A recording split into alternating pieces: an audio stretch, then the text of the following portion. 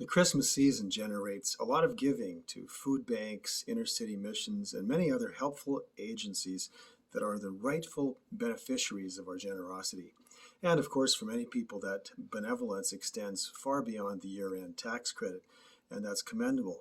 Material gifts bring to mind the spiritual and relational gifts we distribute to each other all year long.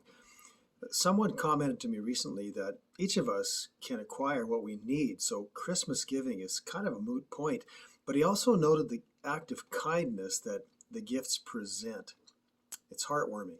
We could say the same thing about non material gifts. There are two aspects of our giving that I'd like to encourage us and that help us be generous with family, community, and workplace. First of all, we shouldn't minimize our gifts and abilities, the power we have to encourage and bless others. Sometimes friends have commented to me that they don't think they have any gifts whatsoever. This in spite of the profound difference they make in other people's lives.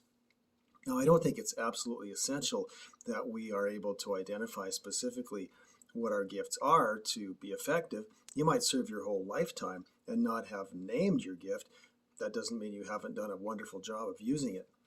But the first point I would like to make is there is value in knowing what we do best.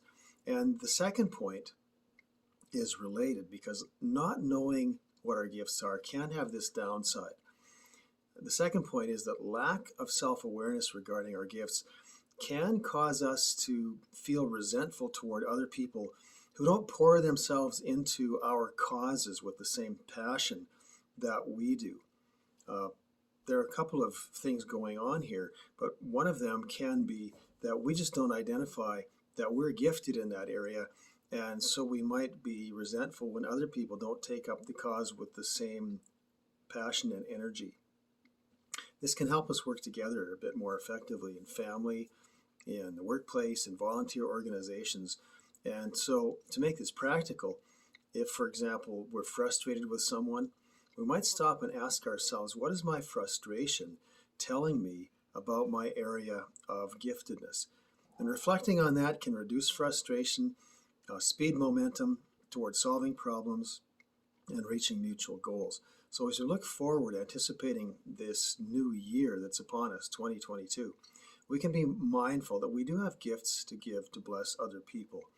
Another useful application of this gifting principle is to ask ourselves when we're frustrated with if someone comes to us and is frustrated with another person or a coworker or a family member, and to say, what does your frustration tell you about your gifts in this relationship?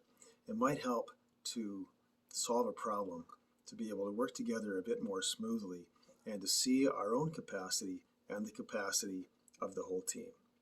Happy New Year, and here's to using our gifts.